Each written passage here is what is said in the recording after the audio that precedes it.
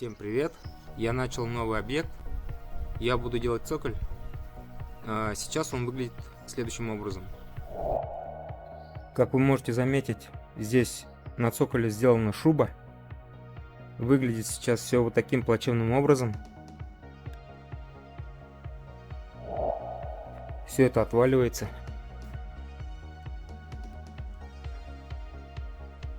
Потому что снизу основание впитывает в себя воду, и постепенно все это начинает разрушаться.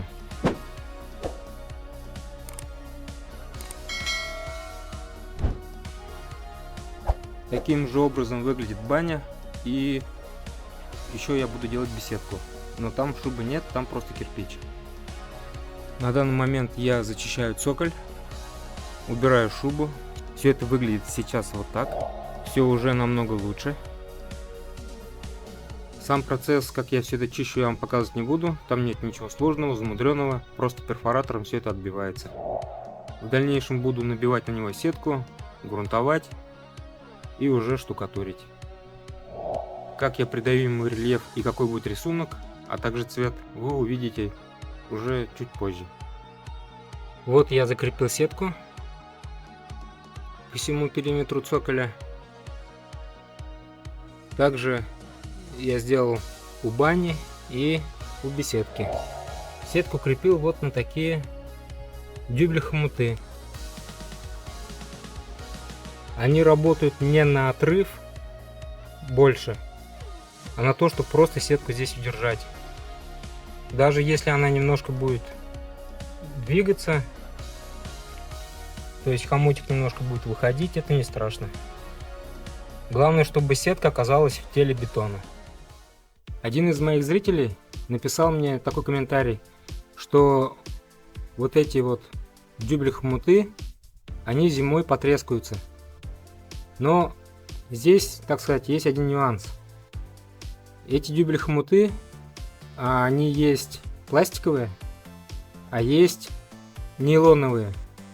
Когда вы будете покупать такие дюбли-хомуты, обращайте внимание, что написано на пачке, из чего они сделаны.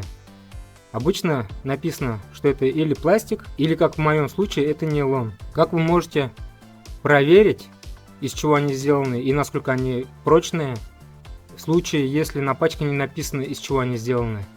Вы прямо в пачке можете, так сказать, отделить один хомутик от всех и просто вот так на него нажать. Нажимаете вот именно в этом месте. Если он пластиковый, вот здесь он треснет. Сразу же практически. Но вы почувствуете, что он хрупкий. А нейлоновые или полиэтиленовые, они вот не ломаются. То есть они держат вот здесь нагрузку, и с ними будет удобнее работать, и при отрицательных температурах они не потрескаются. То есть с ними ничего не произойдет, они также будут хорошо держать сетку. Вот такой небольшой нюанс.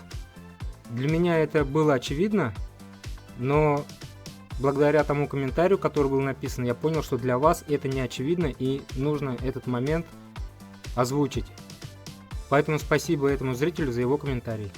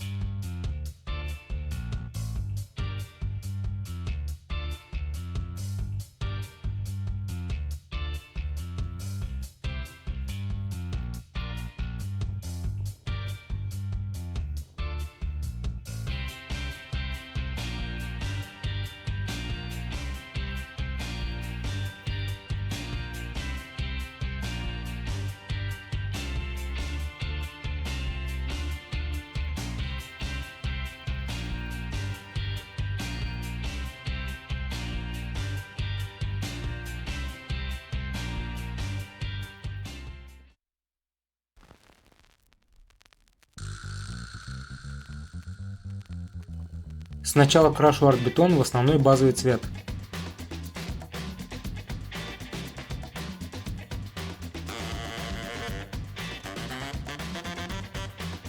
Теперь придаю оттенки двумя дополнительными цветами. Перед тем как тонировать, сначала наношу лак в один слой. Теперь тонирую. Выбрал для этого темно-коричневый цвет. Тонирую только после того, как затвердел лак. При такой технике тонировки колер остается в глубине рельефа и подчеркивает его. И завершающим этапом артбетон я покрываю еще одним слоем лака.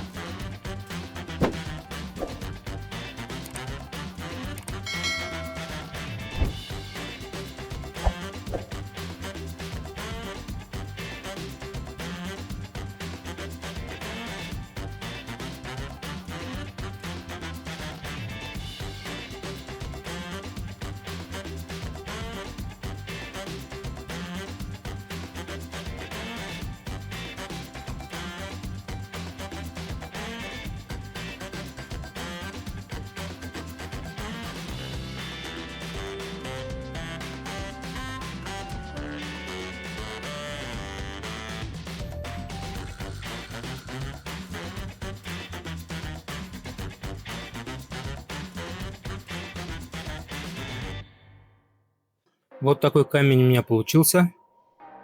На мой взгляд, выглядит достаточно натурально. Кстати, заказчику очень понравилось, а его гости вообще не поверили, что это бетон. А как вам такая отделка цоколя, уважаемые зрители? На ваш взгляд, похоже на камень? Если вам понравилось это видео, поставьте ему лайк и напишите ваше мнение в комментарии. А если вы хотите научиться делать камень или скалы из бетона, то для вас у меня есть курс по артбетону. Информация в описании.